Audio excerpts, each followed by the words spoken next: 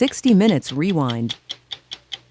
Until Tulia, Texas became the site of one of the worst miscarriages of justice in recent memory, chances are you had never heard of the place and certainly had never heard of a man named Tom Coleman, an undercover narcotics officer who arrested 46 people, nearly all of them black, on charges of being cocaine dealers and sent many of them to prison for a total of 750 years. That was until the governor of Texas stepped in and pardoned them after a judge accused Tom Coleman of being a liar who falsified evidence, a thief, and a racist. So, who is Tom Coleman? He's a former rodeo cowboy with a spotty record in law enforcement and no experience as an undercover narcotics agent. Nevertheless, he was hired by the local sheriff in 1998 to root out drug dealers in Tulia, a desolate farm town of some 5,000 people which has fallen on hard economic times. The money to hire Coleman came from the U.S. Department of Justice as part of a $500 million effort to fight the war on drugs in rural America. Coleman, posing as a menacing ex-convict with a taste for drugs, infiltrated Tulia's small black community, reporting to his bosses that he had bought more than a half a pound of cocaine during his 18-month investigation. There was a drug problem in Tulia, and there still is a drug. They're selling drugs right now. I guarantee you they are. Why'd I do it for 18 months? Because I hate dope dealers and I hate dope, period. That's it. Early one morning in 1999, Tom Coleman's efforts culminated in the arrest of 13% of Tulia's adult black population.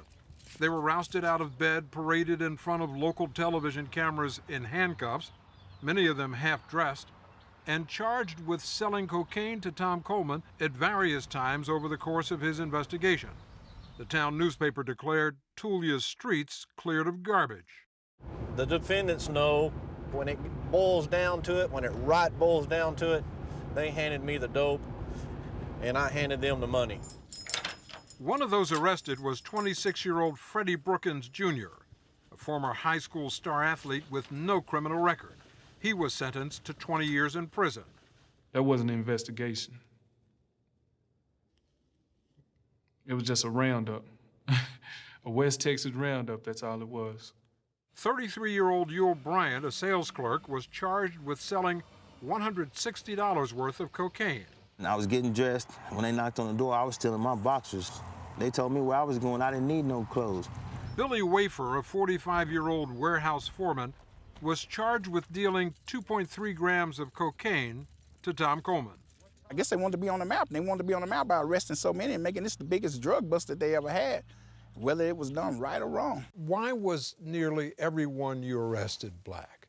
I mean, there's some people say that you intentionally targeted the black community. No, I didn't intentionally target anyone in Tulia. It turned out that way. It's just where the road led me. It may be no coincidence that the road led Tom Coleman to the town's black community. It was well known that he had used racial slurs in front of his superior officers in Tulia. Everybody's making a big deal. Oh God, he said word like, oh, let's put him in an electric chair. Well, yeah, the word was bad back in the 20s, 30s, and 40s, and 50s, and 60s, and 70s. But now it's just a common slang, you know? Yeah, I mean, people, you can watch TV and hear that word, you know? It's a greeting. Coleman told me he used the N-word to fit in with blacks during his investigation and admits he also used it among his white friends. The word, yes, sir, I've used that word. I've used it a lot. Yeah, what's up? Is that a greeting you'd use with me? Oh, no, sir, not you. But it's okay to use it around other people? Yes, sir. You consider yourself to be a racist? No, sir. Do you see how some people might hear what you say and think that you are a racist and that you simply railroaded dozens of people because of their race? That's been said, yes, sir, but that wasn't the case. What was the case was that the first defendants to face justice were quickly convicted in 8 separate trials by nearly all white juries. Only one of the jurors was black. I believe they already had a guilty verdict before any of us even went to court. They were all given harsh sentences ranging from 20 to 341 years in prison, even though the arrests had turned up no cocaine, no drug paraphernalia, no weapons, no money, or any other signs of drug dealing. The convictions were based solely on the uncorroborated word of Tom Coleman, who had followed none of the standard procedures routinely used in undercover drug operations across the country. Just for the record, did you wear a wire or other recording device? No, sir. Did you have any video or photographic evidence that the buys took place? No, sir.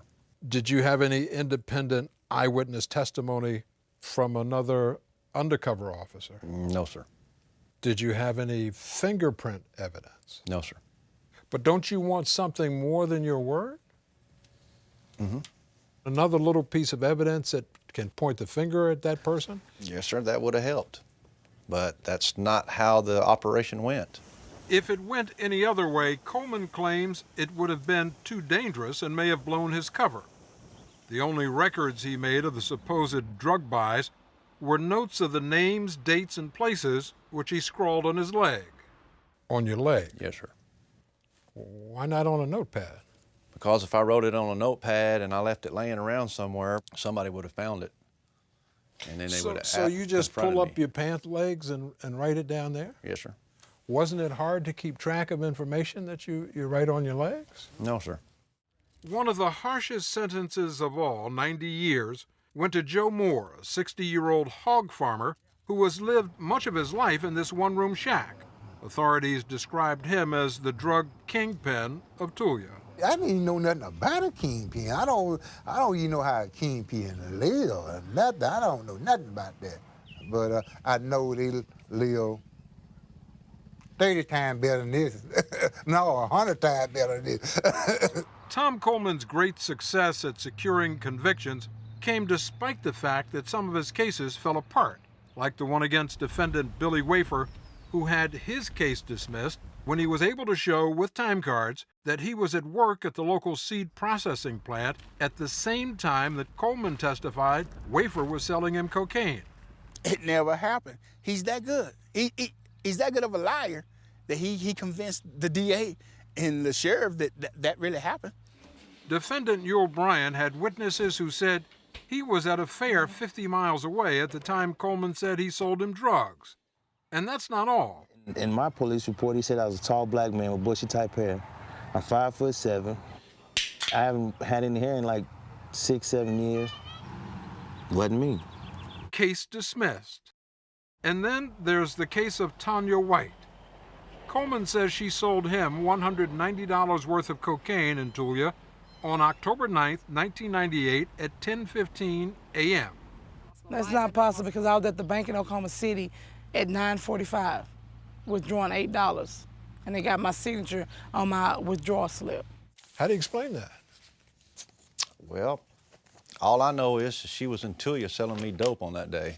But how could she be at the bank cashing a check at the same time? If I wanted to, I could deposit a check in your bank account without you being there. No, but this has her signature on it, and it was an assisted transaction. So that means that she had to deal with the teller who was there. Mm-hmm. So this record is not good enough for you? No, it's not good enough for me. It was good enough to get the case against Tanya White dismissed. But her 3 siblings, Donnie, Crimmy, and Kizzy, a young mother of 2, were not so fortunate. They had already been sentenced to a total of 99 years in prison. Elaine Jones, head of the NAACP Legal Defense Fund, spearheaded the effort to free the Tulia defendants. She says what happened there defies logic. How do 46 drug dealers function in a community of 5,000 people? What's the client base? The market isn't there. Who are 46 drug dealers selling drugs to? He insists to this day that no matter what anyone says, those defendants in Tulia are guilty. The defendants in Tulia are guilty of being black and of living in Tulia. That's what they're guilty of.